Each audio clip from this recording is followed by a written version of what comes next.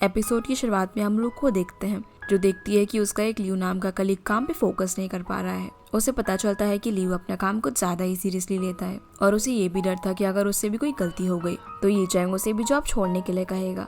इसी बीच हम दायोंग को देखते हैं जिसे जाओ की पहली नजर में ही पसंद आ गई थी, तो वो लू से उसका नंबर मांगता है और वो भी उसे उसका नंबर दे देती है।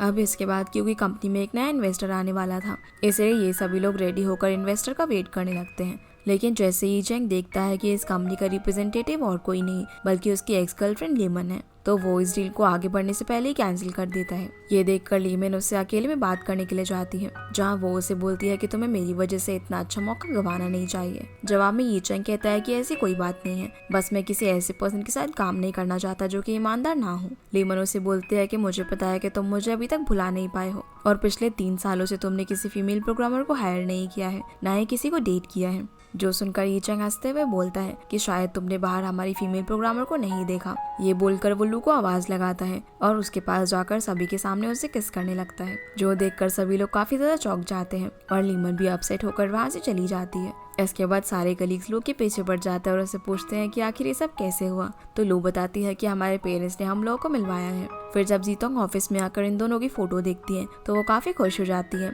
लेकिन तभी फोटो में वो पास खड़ी लीमन को भी नोटिस करती है, जो देखकर वो उससे मिलने के लिए जाती है और उसे बोलती है कि तुम वापस से मेरे भाई को परेशान करने क्यों आई हो। लीमन कहती है कि ईचेंग के साथ चाहे मेरा ब्रेकअप हो गया हो, लेकिन हम तो पहले की तरह दोस्त रह सकते हैं, तो जीतोंग उसे मना कर देती है। इसी बीच वो उसे गलती से ये भी बता देती है कि उन्हें मिले ज्यादा टाइम नहीं हुआ है। फिर जीतोंग ये बात जाकर यीमिंग को बताती है और पूछती है कि क्या उससे कोई बड़ी गलती तो नहीं हो गई। यीमिंग उसे कहता है कि उन दोनों के बीच में जो कुछ भी हुआ हो, लेकिन तुम तो लीमन के साथ फ्रेंड्स बनकर रह सकती हो। दूसरी तरफ हम लीमन को देखते हैं जिसे जीतोंग की बातों से ये चैंग और लू के रिलेशनशिप पर शक हो गया था, इसलिए वो सच्चाई जानने के लिए यीमिंग को ये चैंग के साथ डिनर पर आने को बोलती है। वहीं लू के कलीग्स को जब पता चलता है कि वो उनकी बॉस को डेट कर रहे हैं तो वो लोग उसे कुछ भी काम नहीं करने देते, जो देखकर लू इन सबको बोलती है कि अगर ये चैंग को इस बार में पता चलेगा तो उसे बिल्कुल भी अच्छा नहीं लगेगा कि तुम लोग मुझे स्पेशल ट्रीटमेंट दे रहे हो। अब ये इन सभी लोगों से यहाँ पर बात कर ही रही थी, तभी ये चैंग बाहर आकर इसे साथ में डिनर पर चलने के लिए बोलता है। फिर हम दायोंग और जाओकी को देखते हैं जो कि साथ में लंच पर जा रहे थे,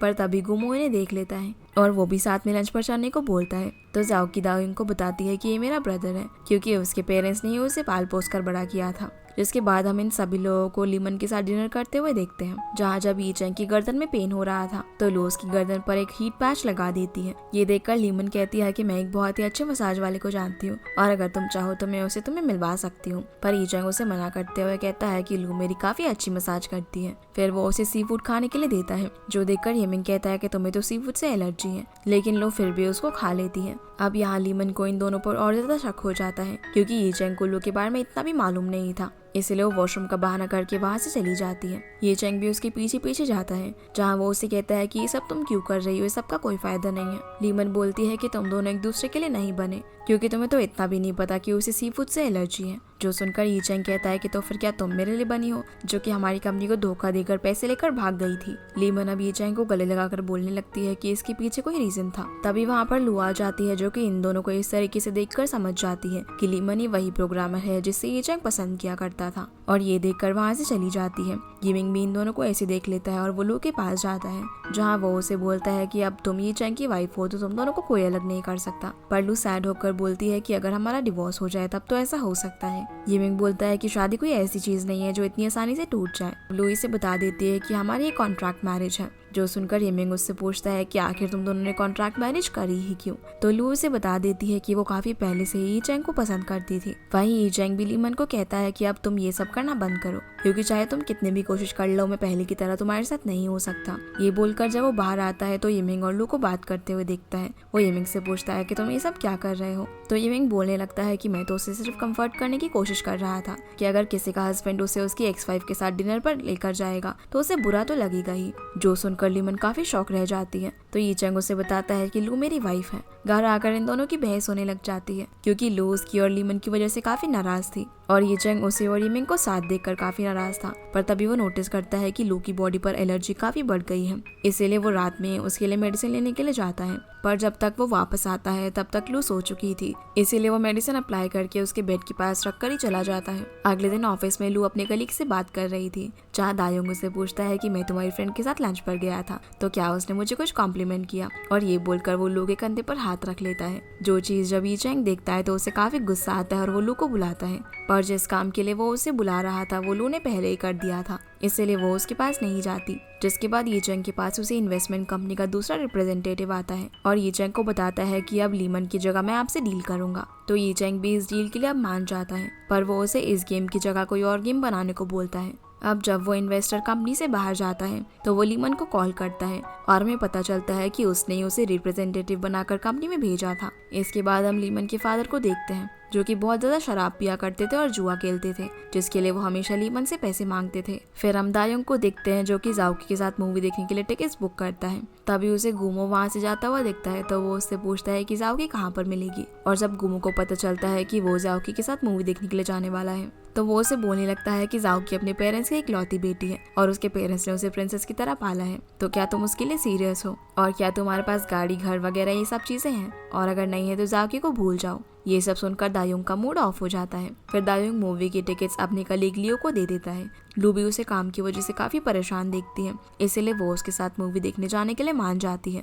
फिर हम ई चैंग को देखते हैं, जो पहले से ही काफी जेलस था कि उसके बुलाने पर लू उसके पास नहीं आई। तभी जीतोंग उससे आकर पूछती है कि लू कहाँ पर गई है, तो ई चैंग उसे बोलता है कि तुम उसके ऊपर से ध्यान हटा के अपने रिलेशनशिप पे ध्यान लगाओ। तो जाते जाते जीतोंग उसे यही बोलकर चली जाती है कि तुम लू को इतने परेशान मत किया करो, वरना वो तुम्हें हेट करने लगेगी और तुम्हें छोड़कर किसी और के साथ चली जाएगी। दूसरी तरफ हम लू को देखते हैं, जो कि लियो के साथ मूवी देख रही थी, पर थिएटर में लियो की हार्ट बीट काफी फास्ट हो जाती है, इसीलिए लू उसका चेकअप कराने के लिए उसे हॉस्पिटल ले जाती है। घर पर ये चैंग लू का वेट कर रहा था, लेकिन वो अभी तक घर पर नहीं आई थी, जो देखकर उसे जीतोंग की बातें याद आती हैं और वो लू और यिमिंग को एक साथ इमेजिन करने लगता है। फिर वो उसे मैसेज करता है, लेकिन जब लू का कोई रिप्लाई नहीं आता तो वो उसे ब्लॉक कर देता है। वहीं हम लू को हॉस्पिटल में देखते हैं, जहाँ उसे पता चलता है कि लियो बिल्कुल नॉर्मल है, जो जानकर वो भी खुश हो जाती है और लियो उसे उसके घर ड्रॉप करने के लिए जाता है। इसी बीच हम ये चैंग को देखते हैं, जो कि काफी परेशान हो रहा था कि लू अभी तक घर पर नहीं आई, तो वो उसे देखने के लिए जाने ही वाला था, लेकिन तभी वो देखता है कि लू को कोई ड्रॉप करने के लिए आया है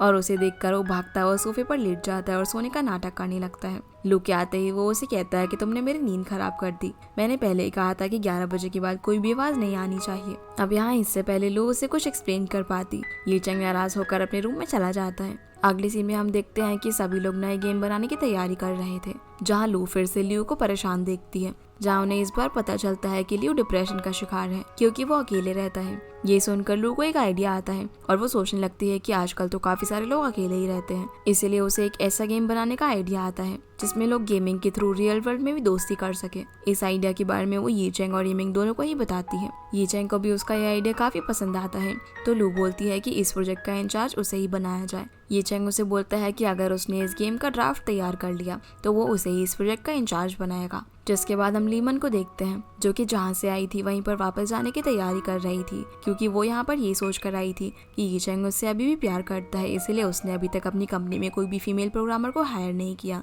ना ही अभी तक किसी को डेट किया। पर अब तो इसे पता चल गया था कि उसकी शादी हो गई है, इसलिए वापस जाने का डिसाइड करती है। तभी उसके असिस्टेंट उसे कहती है कि उसे इतनी जल्दी से हार नहीं माननी चाहिए, क्योंकि उसे बताया कि जब उनके कलीग्स को भी इस बार में पता चला तब वो भी काफी हैरान रह गए। लीमन भी सोचने लगती है कि ये चैंग किसी भी चीज को इस तरीके से सीक्रेट नहीं रखता और उसे भी यहाँ पर कुछ लोचा लगता है। फिर हम ये चैंग को देखते हैं, जो कि ऑफिस से काम खत्म करने के बाद अपनी कार की तरफ जा रहा था। तभी वो वहाँ पर उसी कार को नोटिस करता है जिससे उस रात लू घर आई थी। तभी लू और लियो भी बात करते करते आ रहे थे, जहाँ क्योंकि लू ने उसकी इतनी मदद करी थी तो वो उसे डिनर पर चलने के लिए पूछता है। ये चैंग कार से बाहर निकलकर कहता है कि अब तो तुम्हें एक प्रोजेक्ट का ड्राफ्ट तैयार करना है, वो तुम्हारे ऊपर बहुत ही बड़ी रिस्पॉन्सिबिलिटी है, तो तुम डिनर पर कैसे जा सकती हो, इसीलिए लू मना कर देती है। अब जब लियो अपनी कार में बैठने के लिए जा रहा था तभी ये चैंग उससे पूछता है कि क्या ये तुम्हारी कार है, तो लियो हाँ बोलता है, जो सुनकर ये चैंग कहता है कि लगता है कि तुम दोनों आजकल कुछ ज्यादा ही क्लोज हो गए हो। तभी लियो उसे बता देता है कि उस दिन उसकी तबीयत काफी खराब हो गई थी, तो लू उसे हॉस्पिटल लेकर गई थी और उसने उसकी काफी मदद की। जो सुनकर ये चैंग लू से पूछता है कि तुमने इस बार में मुझे क्यों नहीं बताया, तो लू से बोलती है कि तुमने मुझे बताने का मौका ही नहीं दिया। अगले दिन लीमन जीतोंग को मिलने के लिए बुलाती है क्योंकि उसे ये चैंग की शादी के बारे में और भी इन्फॉर्मेशन चाहिए थी, और जीतोंग भी उससे मिलने के लिए आ जाती है क्योंकि हिमिंग ने उसे कहा था कि उसे अपनी फ्रेंड के साथ अच्छे से रहना चाहिए। फिर भी जीतोंग इसे वार्न करती है कि अब मेरे भाई की शादी हो चुकी है तो तुम मुझसे दूर रहो। अब क्योंकि लीमन काफी स्मार्ट थी तो वो जीतोंग को पहले अपनी बातों में फंसाती है और उसे पुराने दिन याद कराती है जहाँ वो कहती है कि तुमने मुझे एक बहुत ही एक्सपेंसिव ड्रेस गिफ्ट की थी और मैं आज उसे ही पहनकर तुमसे मिलने के लिए आई हूँ, जिसे मैंने अभी तक संभाल कर रखा हुआ था। फिर वो उससे पूछती है कि लू तो इतनी अमीर भी नहीं है तो आंटी उन दोनों की शादी के लिए कैसे मान गई। जीतोंग बताती है कि मदर को लू काफी पसंद आ गई थी, तो लीमन उससे पूछती है कि ये चैंग इस शादी के लिए कैसे माना। अब जीतोंग बातों ही बातों में उसे कह देती है कि वो भला कैसे नहीं मानता क्योंकि फादर ने उसकी कंपनी से इन्वेस्टमेंट विड्रॉ करने के लिए बोल दिया था। अब इसे रियलाइज होता है कि इसने बहुत बड़ी बात इसके सामने बता दी, जिसके बाद हम लू को देखते हैं जो कि आइडिया तैयार करने के लिए काफी मेहनत कर रही थी और बहुत सारी बुक्स रीड कर रही थी, यहाँ तक कि वो काम करते करते चेयर पर ही सो जाती है। तो ये चैंग उसे बेड पर लेटाता है और अब काफी सारी बुक्स रीड करने के बाद भी लू को अभी तक कोई आइडिया नहीं आया था। लू को इतनी मेहनत करता हुआ देखकर ये चैंग को एक आइडिया आता है और वो टीवी की वॉल्यूम काफी बढ़ा लेता है। लू जब उसे आवाज कम करने के लिए बोलने के लिए आती है तो ये चैंग उसे अपने पास बैठा लेता है और उससे पूछता है कि क्या अभी तक उसे कोई आइडिया मिला, तो लू उसे मना कर देती है। अब उसे परेशान देखकर ये चैंग उसके साथ एक गेम खेलता है ताकि वो रिलैक्स फील कर सके क्योंकि काफी दिनों से वो बहुत ज्यादा मेहनत कर रही थी। तभी लू को आइडिया आता है और वो उसे कहती है कि क्यों ना हम जो टास्क गेम के अंदर करते हैं वो हम गेम के बाहर करें, इससे सभी लोग रियल में कनेक्ट कर पाएंगे और अपने फोन से थोड़ा दूर होंगे और रियल लाइफ में फ्रेंड्स बना पाएंगे। ये चैंग उससे पूछता है कि ये सब कैसे होगा, तो लू उसे बिना कुछ बताए आइडिया पर काम करने के लिए अपने रूम में चली जाती है।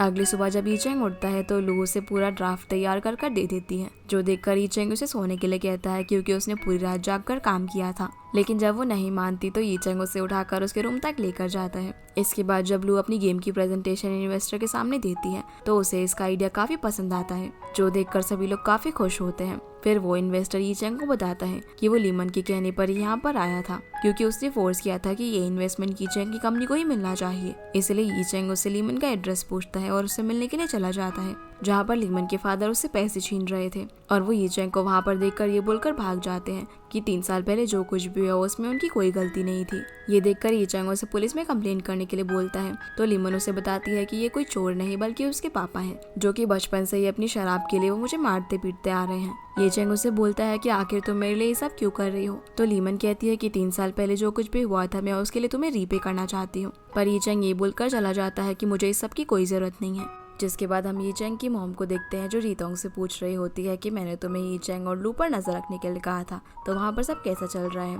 जीतोंग उन्हें कहती है कि मुझे अपनी लाइफ में भी बहुत सारे काम करने होते हैं और यहाँ बातों बातों में उसके मुंह से निकल जाता है कि लीमन वापस आ गई है। पर तभी ये बात को चेंज करके वहाँ से जाने की कोशिश करती है, लेकिन उसकी मॉम उसे बोलती है कि मैं तुम्हारे सारे एक्सपेंसेस बंद कर दूंगी, इसीलिए अब उसे ना चाहते हुए भी उन्हें बताना पड़ता है। दूसरी तरफ हम ये चैंग को देखते हैं जो कि कार चलाते वक्त यही सोच रहा था कि लीमन के फादर ने मुझसे ये क्यों कहा कि 3 साल पहले जो कुछ भी हुआ उसमें मेरा कोई हाथ नहीं था। वहीं घर बैठकर लू ये चैंग को मैसेज कर रही थी कि तुम कहाँ पर हो, लेकिन ये चैंग ने तो उसे ब्लॉक किया हुआ था। अब जैसे ये चैंग अपनी बिल्डिंग के बाहर पहुंचता है तभी मदर भी वहाँ पर पहुंच जाती है, जो उससे बातें करने लगती है और बोलती है कि लीमन वापस क्यों आ गई है और तुम उसे छोड़कर ली पर ध्यान देना। वैसे भी ये चैंग का मूड ऑफ था तो वो अपनी मदर से बोलता है कि आखिर आप चाहती क्या है, पहले तो आपने मुझे ड्रिंक करा के और ना जाने क्या क्या धमकी देकर मुझसे शादी करवा दी, और अब रात भी काफी हो गई थी तो उसकी मदर उसे अंदर जाने के लिए कहती है। लेकिन जैसे ये दोनों पीछे मुड़ते हैं तो देखते हैं कि लू वहाँ पर मौजूद थी जिसने इन दोनों की सारी बातें सुन ली थी। अब लू यहाँ पर तो कुछ नहीं बोलती, लेकिन घर में जाते ही वो ये चैंग से बोलती है कि तुमने पहले मुझे ये बात क्यों नहीं बताई कि तुमसे शादी फोर्सफुली कराई जा रही है। इसलिए लू उसे सॉरी बोलती है, तो ये चैंग कहता है कि भला अब तुम क्यों सॉरी बोल रही हो, अगर तुम नहीं होती तो मेरी मॉम किसी और से शादी जरूर करवा देती। लू कहती है कि हम लोग डिवोर्स ले लेंगे और मैं आंटी से इस बारे में बात कर लूंगी, लेकिन डिवोर्स का नाम सुनते ही ये चैंग की हवा निकल जाती है और वो कहता है कि भला अभी तुम डिवोर्स लेने की बात कैसे कर सकती हो, हमारा एग्रीमेंट तो 1 साल का है। पर लू उसकी कोई बात नहीं सुनती और वहाँ से चली जाती है। दूसरी तरफ ये चैंग की मॉम जीतोंग के पास जाकर उसे कुछ काम करने को बोलती है, लेकिन जब जीतोंग नहीं मानती तो वो उसे एक्सक्लूसिव हैंडबैग्स का लालच देती है, इसीलिए जीतोंग मान जाती है। इसीलिए अपनी मॉम के कहे इस काम को पूरा करने के लिए जीटोंग येमिंग को भी इसमें शामिल कर लेती है। अगली सुबह हम यीचेंग को देखते हैं जो कि पूरे घर में लू को ढूंढ रहा था, लेकिन वो घर पर नहीं थी क्योंकि वो ज़ाओकी के घर पर आ गई थी, जहाँ लू उसे बताती है कि मुझे तो लगाया था कि शायद मैं अगर यीचेंग के साथ रहूंगी तो उसके मन में मेरे लिए फीलिंग्स आ जाएंगी, लेकिन अब जब मुझे पता चला है कि उसकी शादी जबरदस्ती कराई गई थी और वो किसी और को लाइक करता है तो मैं अब ये सब नहीं करना चाहती। तब ज़ाओकी उसे समझाती है कि उन दोनों का ब्रेकअप तो काफी साल पहले हो चुका है और उसके जिम्मेदार तुम तो बिल्कुल भी नहीं हो, तो तुम्हें ऐसा नहीं सोचना चाहिए। तभी उसे जीटोंग का कॉल आता है जो कि उसे कुछ काम के लिए बुला लेती है और दूसरी तरफ यीचेंग भी यीमिंग को बहाना करके एक जगह पर लेकर जाता है, जहाँ पहुंचकर यीचेंग उसे बोलता है कि 3 घंटे ड्राइव करके तुम मुझे लवर्स पॉइंट पर लेकर आए हो, कहीं तुम सच में मुझसे प्यार व्यार तो नहीं करते। जो सुनकर यीमिंग हंसता है और गाड़ी पार्क करने के लिए चला जाता है। दूसरी तरफ हम लू और जीटोंग को उस लवर्स पॉइंट के अंदर देखते हैं, जहाँ पर कई सारे लोग एक गेम खेल रहे थे जिसमें उन्हें आंख पर पट्टी बांधकर एक पत्थर से दूसरे पत्थर पर जाना था और अगर वो ऐसा करके अपने प्यार के लिए कोई विश मांगते हैं तो वो पूरी हो जाती है। तो जीटोंग यहाँ पर लू को ये गेम खेलने के लिए बोलती है।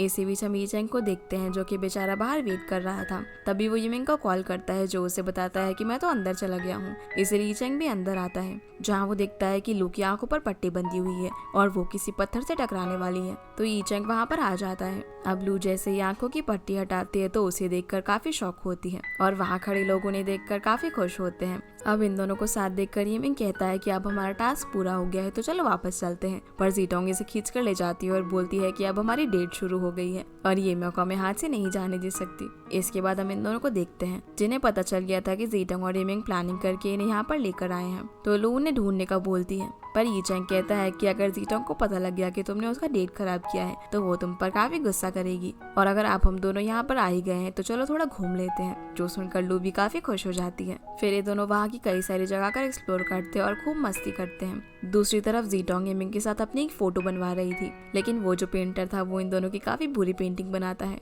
जिसको देखकर जीटोंग को काफी गुस्सा आता है और बोलती है कि क्या मैं ऐसी दिखती हूँ, लेकिन फिर वो उस पेंटिंग को रख लेती है। तो यीमिंग उससे पूछता है कि ये तो तुम्हें बेकार लगी थी तो फिर तुम इसे क्यों रख रही हो। जीटोंग कहती है कि क्योंकि ये हम दोनों के साथ में पहली पेंटिंग है, जो सुनकर यीमिंग स्माइल करने लगता है। फिर हम यीचेंग और लू को देखते हैं जो कि जीटोंग के बुक किए हुए रूम पर जाते हैं और वो उसने एक हनीमून रूम की तरह सजाया हुआ था, जो देखकर ये दोनों थोड़े एम्बैरस हो जाते हैं। तभी डोरबेल बजती है और जब यीचेंग दरवाजा खोलता है तो वहाँ पर जीटोंग थी, जिसे यीचेंग कहता है कि तुम अपने मैट्रेस पर ध्यान क्यों नहीं देती। तो जीटोंग उसे बताती है कि ये सब मैं मॉम के कहने पर कर रही हूँ और यहाँ वो उसे ये भी बताती है कि कल लू का बर्थडे है, इसलिए वो उन्हें यहाँ पर लेकर आई है। फिर वो जीटोंग को यहाँ से भगा कर लू से कुछ बहाना करके बाहर जाता है उसके लिए केक खरीदने के लिए, लेकिन काफी रात होने की वजह से उसे कुछ भी नहीं मिलता, जिसके बाद वो लू को कॉल करके बाहर बुलाता है और हम देखते हैं कि उसने उसके लिए वाटरमेलन से एक केक बनाया हुआ था। ये सब देखकर लू काफी खुश हो जाती है कि यीचेंग उसका बर्थडे सेलिब्रेट कर रहा है।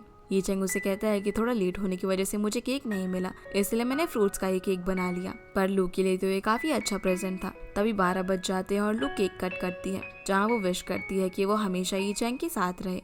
फिर ये दोनों साथ में काफी एंजॉय करते हैं और थोड़े से क्रैकर्स भी जलाते हैं। दूसरी तरफ जीटोंग ड्रंक हालत में यीमिंग के रूम में पहुंच जाती है, जहां वो उसे भी ड्रिंक करने के लिए बोलती है और कहती है कि तुम मुझसे प्यार क्यों नहीं करते। यीमिंग कहता है कि मैं तुम्हें तब से जानता हूँ जब तुम 15 साल की थी और तभी से मैं तुम्हें अपनी बहन की तरह मानता हूँ। अब यहाँ वो उसे बार बार उसके रूम में जाने के लिए बोलता है, लेकिन जीटोंग उसके सामने ही अपने कपड़े उतार देती है, जो देखकर यीमिंग एम्बैरस होकर अपने रूम का दरवाजा बंद कर लेता है और उसे बाहर ही सोने का कह देता है। जिसके बाद हम यीचेंग और लू को देखते हैं, जहाँ पर लू नहाने के लिए चली जाती है और यीचेंग सारे रूम से फ्लावर्स वगैरह हटाने लगता है। तभी वो इमेजिन करता है कि वो लू के साथ रोमांस करने की कोशिश कर रहा है, लेकिन वो उसे थप्पड़ मार देती है। वहीं जब लू नहाकर कपड़े चेंज करने वाली होती है, तभी वो देखती है कि जीटोंग ने उसके लिए यहाँ पर एक नाइटी रखी हुई थी, पर लू उसे नहीं पहनती और अपनी ड्रेस पहनकर ही बाहर आ जाती है। यीचेंग उससे पूछता है कि तुमने ड्रेस चेंज क्यों नहीं की, तो लू उसे झूठ बोल देती है कि मैं इन्हीं में कंफर्टेबल हूँ। और फिर जब यीचेंग खुद नहाने के लिए जाता है, तब उसे पता चल जाता है कि लू ने ड्रेस चेंज क्यों नहीं की। अब क्योंकि इन दोनों में से किसी को भी नींद नहीं आ रही थी, तो दोनों टीवी देखने का सोचते हैं, लेकिन टीवी में किसिंग सीन चल रहा था, जिससे ऑकवर्ड होकर लू टीवी बंद कर देती है और यीचेंग उसे कहता है कि अब तुम सो जाओ और मैं सोफे पर ही लेट जाऊंगा। पर लू उसे याद दिलाती है कि हम पहले भी रूम शेयर कर चुके हैं, तो हम अब भी एक बेड पर सो सकते हैं। अभी दोनों सो जाते हैं और सुबह कुछ इस हाल में उठते हैं। जिसके बाद हम यीमिंग को देखते हैं, जो रात के इंसिडेंट की वजह से वहां से निकलने की पूरी तैयारी कर लेता है, लेकिन तभी जीटोंग आकर उसे बताती है कि तुम आज नहीं जा सकते क्योंकि आज लू का बर्थडे है, इसलिए हमें सेलिब्रेट करना है। ये सुनकर यीमिंग रुक जाता है और उसे बर्थडे विश करते हुए बोलता है कि आज तुम्हारा केक हम यहीं पर काटेंगे। जो सुनकर यीचेंग जेलस होकर बोलता है कि केक तो हम लोगों ने रात में ही कट कर दिया और तुम्हें अब यहाँ पर रुकने की कोई जरूरत नहीं है। तो जीतंग कहती है कि हमने तुम्हें मिलवाने के लिए इतना कुछ किया और अब तुम हमें यहाँ से भगा रहे हो। इसके बाद ये सभी लू के कहने पर एक सिल्वर वर्कशॉप पर जाने का डिसाइड करते हैं, पर वो थोड़ा दूर था इसलिए ये लोग वहाँ पर साइकिल की मदद से जाते हैं, जहाँ जीतोंग तो यिमिंग से काफी चिपक कर बैठी हुई थी। तो यिमिंग उसे ठीक से बैठने के लिए बोलता है और कहता है कि अगर तुम ठीक से नहीं बैठी तो मैं साइकिल से उतर जाऊंगा। जीतोंग उसे कहती है कि ठीक है उतर जाओ और मैं भी अपने भाई को सारी बात बता दूंगी कि कल क्या क्या हुआ था। इसीलिए बेचारे यिमिंग को अपनी इज्जत बचाने के लिए चुपचाप जाना पड़ता है। फिर ये लोग उस वर्कशॉप में पहुंचकर सिल्वर ज्वेलरीज बनाते हैं। लू ने 2 कीरिंग्स बनाए थे, एक अपने लिए और एक यीचेंग के लिए, जो देखकर यीचेंग कहता है कि मुझे ये सब चीजें नहीं पसंद। तो यिमिंग जानबूझकर बोलने लगता है कि चलो ठीक है एक मुझे दे दो, पर तभी यीचेंग बोलता है कि नहीं नहीं, मुझे अपनी चीजें किसी और को देना पसंद नहीं है। यीचेंग ने भी लू के लिए एक रिंग बनाई थी लेकिन वो काफी बड़ी थी। तो लू बोलती है कि कोई बात नहीं, मैं इसे चेन में डालकर अपने गले में पहन लूंगी। फिर जब ये लोग यहाँ से घर वापस जा रहे होते हैं तभी लू को उसके पेरेंट्स का कॉल आता है, जो कि उसे बर्थडे विश करते हैं और पूछते हैं कि क्या बर्थडे के दिन भी यीचेंग बिजी है। तभी यीचेंग लू से फोन लेकर उनसे काफी अच्छे से बातें करता है और बोलता है कि आज हम आपके पास डिनर के लिए आ रहे हैं, जो सुनकर उसके पेरेंट्स भी काफी खुश हो जाते हैं। अब ये लोग लू के घर जाने से पहले थोड़ा सामान ले लेते हैं और एक केक भी खरीदने वाले थे, लेकिन लू बोलती है कि वो इस केक को खुद बनाएगी और फिर वो उसे बनाने लगती है। इस केक पर लू इन दोनों की फोटोज बनाने वाली थी, लेकिन यीचेंग आकर वो खुद बनाने लगता है, जिसको बनाने के बाद यीचेंग लू के मुंह पर केक लगा देता है। तो लू भी उसके मुंह पर केक लगाती है और दोनों यहाँ पर काफी मस्ती करने लगते हैं। अब ये दोनों लू के घर की तरफ जाने के लिए निकल ही रहे थे, तभी यीचेंग को एक डिटेक्टिव का कॉल आता है, जिसे उसने लीमन के पापा के बारे में पता लगाने को कहा था। वो उसे बताता है कि लीमन के डैड एक नंबर का जुहारी है और 3 साल पहले इनकी राइवल कंपनी ने उसे काफी सारे पैसे दिए थे और ठीक उसी टाइम पे उनकी कंपनी का एक कोड चोरी हो गया था। ये सब जानकर यीचेंग लीमन के फादर से मिलने के लिए जाता है और लू को बोल देता है कि तुम घर जाओ, मैं थोड़ी देर में आ रहा हूँ। यीचेंग अब लीमन के फादर के पास पहुँचता है, जहाँ उसे वो वीडियो फुटेज दिखाता है जिसमें वो उनकी राइवल कंपनी से पैसे लेकर उन्हें कोड दे रहा था। यीचेंग उसे कहता है कि 3 साल पहले जो कुछ भी हुआ था वो सब मुझे सच सच बता दो, वरना मैं इस वीडियो को पुलिस के पास दे दूंगा। इसीलिए यहाँ वो बता देता है कि जब 3 साल पहले लीमन तुम्हारी कंपनी में काम किया करती थी, तब मैंने उससे वो कोड छीन कर उस कंपनी को बेच दिया था और इसके अंदर लीमन का कोई भी हाथ नहीं था, क्योंकि वो तो तुमसे काफी प्यार करती थी और वो ऐसा बिल्कुल भी नहीं करना चाहती थी। उसने मुझे रोकने की भी काफी कोशिश की, लेकिन मैंने उसकी बात नहीं मानी। अब यहाँ वो यीचेंग से माफी मांग ही रहा था कि तभी वहाँ पर लीमन आ जाती है। दूसरी तरफ लू के घर पर सभी लोग यीचेंग के आने का ही वेट कर रहे थे, लेकिन काफी देर हो जाने के बाद भी वो नहीं आया था। इसीलिए लू की मॉम काफी गुस्सा करती है और बोलती है कि यीचेंग इतना भी क्या बिजी है कि वो तुम्हारे बर्थडे पे भी तुम्हारे साथ नहीं है। पर वो अपने पेरेंट्स को कल की फोटोज दिखाती है और बोलती है कि हम दोनों ने तो कल रात ही मेरा बर्थडे सेलिब्रेट कर लिया। यीचेंग ने मेरे लिए एक रिंग भी बनाई और जो केक है वो भी हम लोगों ने साथ में ही बनाया है। ये सब बताकर वो अपने पेरेंट्स को कन्विंस कर लेती है कि यीचेंग उसका ख्याल रखता है। वही हम यीचेंग और लीमन को बात करता हुआ देखते हैं, जहाँ वो उससे पूछता है कि जब तुम्हारे पापा ने ये सब किया था तो तुम मुझे छोड़कर क्यों भाग गई थी और तुमने सामने आकर सच क्यों नहीं बताया, जबकि तुम्हें ढूंढते ढूंढते तो मेरा एक्सीडेंट भी हो गया था और मैं 1 महीने तक हॉस्पिटल में पड़ा रहा।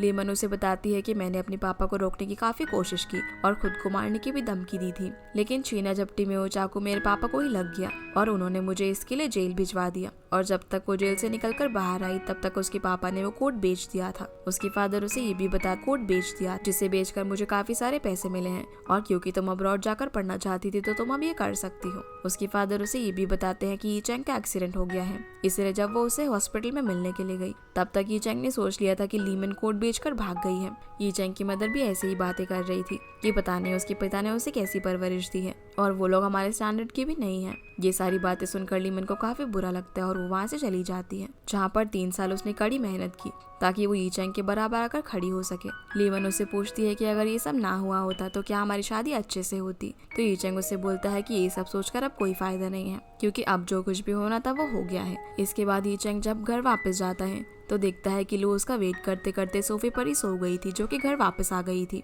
यीचेंग जब उसे ब्लैंकेट उड़ा रहा होता है तभी लू की आंखें खुल जाती है। तो यीचेंग उससे माफी मांगता है डिनर पर ना आने के लिए और बोलता है कि मैं किसी जरूरी काम में अटक गया था। अगले दिन ऑफिस में सभी लोगों की मीटिंग चल रही होती है, तभी यीचेंग के पास किसी हॉस्पिटल से कॉल आता है, जो उसे बताते हैं कि आपकी फ्रेंड यहाँ हॉस्पिटल में है। इसीलिए यीचेंग मीटिंग छोड़कर चला जाता है। ये देखकर सभी कलीग्स बातें बनाने लगते हैं कि यीचेंग पहली बार मीटिंग छोड़कर गया है तो जरूर कोई फीमेल फ्रेंड होगी। लू अब जीतोंग को कॉल करके पूछती है कि क्या वो या फिर मॉम उन दोनों में से कोई भी हॉस्पिटलाइज्ड है, तो वो मना कर देती है। इसलिए वो समझ जाती है कि जरूर ये लीमन होगी। तभी वहाँ पर जाओकी आती है, जिसे लू इस बार में बताती है। तो जाओकी उसे बोलती है कि तुम्हें उसका पीछा करना चाहिए और उसका फोन भी चेक करना चाहिए। लेकिन लो ये सब नहीं करना चाहती थी। अब जब जाओकी यहाँ से जा रही थी तभी उसे दायोंग मिलता है, पर जाओकी इसे रोककर इसकी क्लास लेने लगती है और बोलती है कि पहले तो तुम काफी इंटरेस्टेड लग रहे थे, तो अब तुम्हें क्या हो गया। इसलिए दायोंग इसे बता देता है कि गुमो ने मुझे धमकी दी है कि मैं तुमसे दूर रहूं वरना मुझे अपनी नौकरी खोनी पड़ सकती है।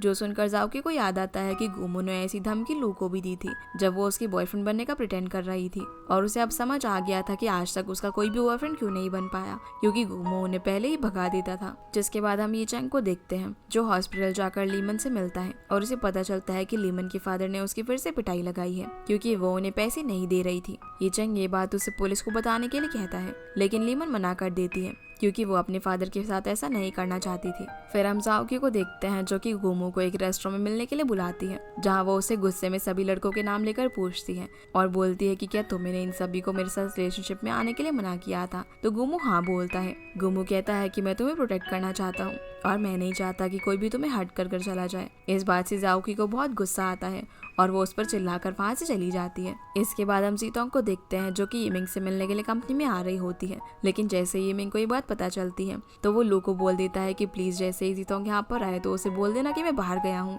जीतोंग के ढूंढने पर जब वो उसे नहीं मिलता तो वो लू से इस बारे में पूछती है, जो उसे बताती है कि वो अभी बाहर गए हैं। फिर वो उससे पूछती है कि क्या यी चैंग भी बाहर है, तो लू हाँ कहती है। जीटोंग कहती है कि अच्छा तो ये लोग क्या चाहते हैं कि ये लोग बाहर जाके मस्ती करें और हम लोग काम करते रहे, इसलिए हम लोग भी शॉपिंग करने के लिए चलेंगे। ये बोलकर वो लू को शॉपिंग करने के लिए ले जाती है। दूसरी तरफ हम यी चैंग को देखते हैं जो कि हॉस्पिटल से बाहर निकलते हुए लीमन से कहता है कि उसकी मदर ने उस दिन उसे जो कुछ भी कहा था इसके लिए वो अपनी मदर की तरफ से सॉरी मांगता है। लीमन कहती है कि अभी तुमने मेरी बहुत हेल्प की है, इसलिए मैं तुम्हें रीपे करना चाहती हूँ, तो क्या हम लोग लंच पर चल सकते हैं, जिसके लिए यी चैंग मान जाता है। वहीं हम लू और जीतोंग को काफी सारी शॉपिंग करता हुआ देखते हैं, पर तभी जीतोंग की नजर यी चैंग और लीमन पर पड़ती है जो कि उसी मॉल में खाना खाने के लिए आए हुए थे। उन्हें देखकर जीतोंग जल्दी से लू को यहाँ से ले जाने लगती है ताकि उसे इस बारे में पता न चले। लू वैसे तो जीतोंग को अपने घर लेकर नहीं आना चाहती थी ताकि उसे पता न चले कि उनकी कॉन्ट्रैक्ट मैरिज है और वो दोनों अलग अलग रूम्स में रहते हैं, इसलिए वो बहाना बनाने लगती है कि अब काफी रात हो गई है तो उसे अपने घर चले जाना चाहिए। जीटोंग बोलती है कि यी चैंग के यहाँ पर होने पर तो मैं वैसे भी आ नहीं पाती, तो कम से कम तुम्हारे होते हुए तो मैं यहाँ पर आ ही सकती हूँ, और वो भी यहाँ पर यही चेक करने के लिए आ रही थी कि ये दोनों कैसे रहते हैं। अब जीटोंग जब यहाँ वहाँ देखने लगती है तो लू से बोलती है कि तुम क्या देख रही हो। जीटोंग बोलती है कि मुझे तो वॉशरूम जाना था, तो लू से जल्दी से वॉशरूम में भेजकर अपने रूम में जाती है और वहाँ से काफी सारे कपड़े उठाकर यी चैंग के बेड पर लाकर फेंक देती है। फिर जब जीटोंग वॉशरूम से बाहर आती है तो लू उसे यी चैंग के रूम में लेकर जाती है, ये दिखाने के लिए कि हम दोनों एक साथ रहते हैं। लेकिन इस सब के बाद भी जीटोंग कहती है कि मैं तो यी चैंग के आने के बाद यहाँ से जाऊंगी, जो सुनकर लू काफी परेशान हो जाती है। और इसी के साथ ये एपिसोड यहीं पर खत्म हो जाता है। तो गाइस ये थी आज की वीडियो, एंड आई होप आप लोगों को ये वीडियो पसंद आई होगी, तो इस वीडियो को लाइक कर चैनल को सब्सक्राइब जरूर कीजिएगा। आपसे फिर मिलते हैं अगले एपिसोड में, तब तक के लिए गुड बाय।